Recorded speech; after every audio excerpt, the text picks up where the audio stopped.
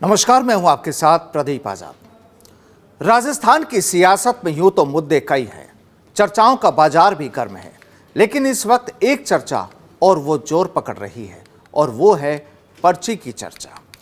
दरअसल मूल रूप से राजस्थान में जिस तरह भाजपा की सरकार है, लोकसभा में राजस्थान में भाजपा के दिग्गजों से वादा किया था कि इस बार 25 की 25, लेकिन किया क्या जाए, जो होना था वो हो गया। यानी भाजपा की अग्नि परीक्षा का दौर अभी खत्म नहीं हुआ। तो अब सुनिए कि आखिर इस अग्नि परीक्षा के दूसरे दौर में क्या होने वाला है राजस्थान में, राजस्थान की राजनीति में और खास तौर पर भाजपा में।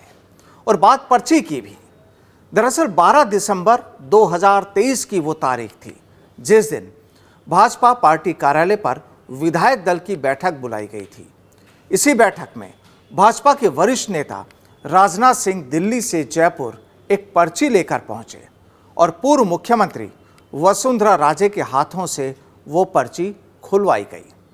दरअसल ये वो पल था जिसके बाद हर कोई हैरान था, क्योंकि यहाँ राजस्थान के मुखिया के तौर पर भजन लाल शर्मा का नाम था उस पर्ची पर लिखा हुआ।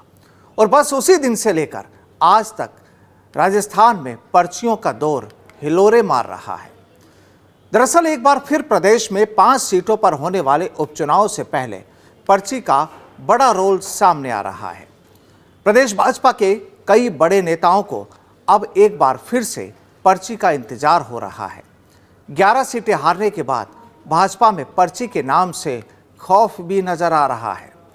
भाजपा के राजस्थान मुखिया भजन लाल शर्मा, सांसद ओम बिड़ला, पूर्व मुख्यमंत्री वसुंधरा राजे और प्रदेश अध्यक्ष सीपी जोशी के साथ साथ ओम माथुर को भी अब दिल्ली आलाकमान से आने वाली पर्ची का इंतजार है। आपको बता दें कि हाल ही में मुखिया भजन लाल शर्मा का हेलीकॉप्टर दिल्ली की ओर उड़ा था। मुखिया ने पीएम मोदी के सामने 100 दिन का कार्यकाल भी रख दिया, यानी 100 दिन में उन्होंने क्या किया राजस्थान में, उस रिपोर्ट को भी उनके सामने रखा। लेकिन वहीं अब जिस प्रदेश का मुखिया पर्ची से बना हो, उस मुखिया को अब खुद एक और पर्ची का इंतजार है। वहीं अब पर्ची में क्या लिखा होगा, क्या संदेश होगा, इस पर भी सियासत शुरू हो गई है। कयास लगाए जा रहे हैं कि मुखिया भजन लाल शर्मा को मिलने वाली पर्ची में 5 उपचुनाव की सीटों पर जीत दर्ज करने का पैगाम होगा, या फिर बीजेपी इन सीटों पर हारती है तो मुखिया को दूसरी पर्ची का भी पैगाम दिया जाएगा। तो क्या ये माना जाए कि आगामी दिनों में बीजेपी के लिए जीत हार का फैसला अब पर्ची ही करने वाली है। अब देखिए, लोकसभा के पूर्व स्पीकर ओम बिड़ला को भी पर्ची का इंतजार है। ओम बिड़ला के लिए 1 नहीं, 2 नहीं, बल्कि 4 पर्चियां आलाकमान से आ सकती हैं।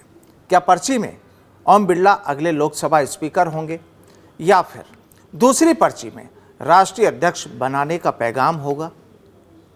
हालांकि राष्ट्रीय अध्यक्ष के पद पर हमेशा स्वर्ण जाति को ही पद दिया गया है। या फिर तीसरी पर्ची में प्रदेश अध्यक्ष पद का पैगाम होगा, या फिर चौथी पर्ची कोई दूसरा ही राज खोलती है। यानी 4 पर्चियों का पैगाम, और उन 4 पर्चियों में क्या हो सकता है ये भी पर्ची ही खोलेगी, और इस पर भी अभी सस्पेंस बरकरार है। वहीं वर्तमान में सीपी जोशी के पास प्रदेश अध्यक्ष का पद है। इन जनाब को भी पर्ची का इंतजार है। वहीं इनकी पर्ची में क्या प्रदेश अध्यक्ष पद के त्याग को लेकर पैगाम होगा, या फिर सीपी जोशी को अंतिम चेतावनी देते हुए पर्ची थमाई जाएगी कि उपचुनाव में 5 सीटें जीतकर अपनी सियासी शक्ति का परिचय दें। और इसी के साथ सीपी जोशी के लिए यह उपचुनाव अग्नि परीक्षा की तरह होंगे। इस पर्ची की फहरिस्त में ओम माथुर को भी पर्ची का इंतजार है। हालांकि ओम माथुर ने छत्तीसगढ़ में चुनाव जितवाकर आलाकमान का दिल भले ही जीत लिया हो, लेकिन इनको भी पर्ची का इंतजार है। राजस्थान में सड़क जाम करने वाले नेता के रूप में पहचाने जाने वाले कृषि मंत्री डॉक्टर किरोड़ी लाल मीणा को भी पर्ची का इंतजार है। क्या किरोड़ी बाबा के लिए पर्ची में इस्तीफा नहीं देने का पैगाम होगा, या फिर दौसा टोंक सवाई माधोपुर सीट पर जीत दिलाने का पैगाम होगा? वहीं चौंकाने वाली बात तो यह है कि प्रदेश की 2 बार रह चुकी एक्स मुख्यमंत्री वसुंधरा राजे को भी पर्ची का इंतजार है। अब कयास लगाए जा रहे हैं कि क्या वसुंधरा के लिए पर्ची आएगी या फिर नहीं। वहीं इस पर भी एक बड़ा सवाल है। हालांकि वसुंधरा राजे पहले ही जानती है कि आने वाली पर्ची में क्या लिखा होगा, लेकिन जो भी हो, सियासत संभावनाओं का खेल है, कुछ कहा नहीं जा सकता।